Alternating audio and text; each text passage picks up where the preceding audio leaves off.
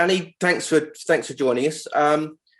Firstly, it's been a bit of a baptism of fire for you in the Players' Championships. You've come in and I see that you've had 4 results where you've gone out, and they've been to Dimitri, Michael van Gerwen, Christopher Rosticki, and Daryl Gurney. So you've not been blessed in your draws. Let's put it that way.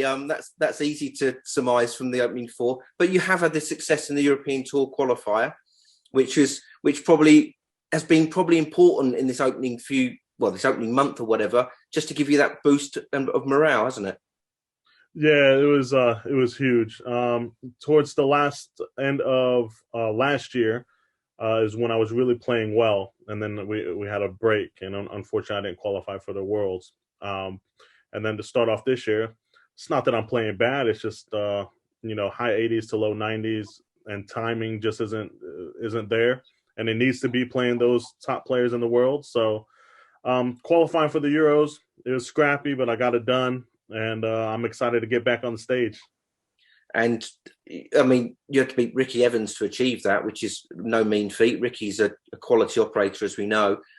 So again, that's important to sort of show what you're about. We all know what you're capable of doing, but it's obviously been quite a whirlwind turnaround to this year as well, I would imagine. Yeah, it is. It's still ups and downs with me. I just know I have so much more to offer. They haven't even seen it seems like my B+ game or A game really. And once I get that, the confidence will just start flowing. I mean, look at players like Joe Cullen, him winning the Masters, and then he's just won back-to-back Players Championships. Any player that's good enough to be on the tour gets that one win, even with Johnny Clayton or whatever the case may be. They really go on a roller coaster of wins and gets confidence and so forth. When you're playing with confidence and doing all the things right, everything seems to fall into place. How is it when you sort of travel around the world and you arrive here and you go from being in Florida to sitting in a shed in Wigan or Barnsley? I mean, it's a culture shock to say the least. As a human being, you've got to sort of get your head around that bit as well, haven't you? Yeah, it's tough. I see why a lot of players didn't want to maybe dedicate themselves to the tour because of how tough it was going to be. Just coming from the States or Canada, whatever the case may be. Hats off to Jeff Smith for what he's done. It's hard. It's hard to leave your family. It's hard to leave that culture, to come into a new culture, be by yourself. You have friends on tour, but ultimately, no disrespect to anybody, but are they really your close friends? Like back at home, they're not, but you'll hang out with them and go shoot some pool or whatever, but it's still not the same. So it's definitely hard. It's different, and but this is what we signed up for. And you've obviously had to walk away from family to be here, and that's the toughest sacrifice of all. Did you steel yourself mentally for that? Did you think, right, I've got to make this jump? We've seen other players do it, as you said, down the years, and that's perhaps the most difficult element of all. Would you think? I found out it was. Unfortunately, it cost me when I got my tour card.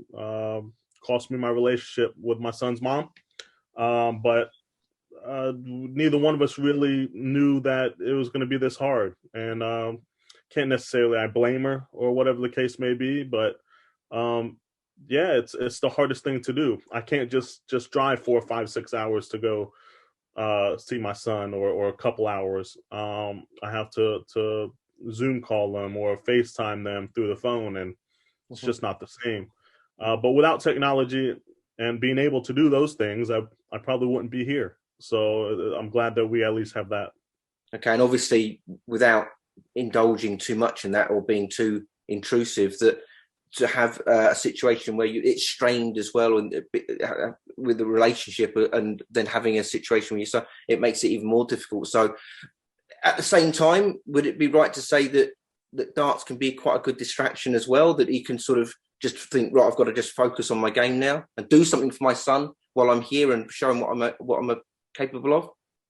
Yeah, and to begin with, last year it was I think I put too much on myself because I knew what I was capable of. I want to do it for my son, but I also was like, oh man, I'm the first American to ever qualify through Q school. Now I want to do it for all of the United States. And I would always get hundreds of messages, nonstop. If when I would win a couple matches or whatever the case may be, it was a lot. And up until the middle of last year, I really was like, okay, I have to do this for myself first. I do it for myself, do it for my kids, and then everyone else comes after. So when I started to realize that and was more calm, was more relaxed, and really just had fun doing it again, I started to perform better.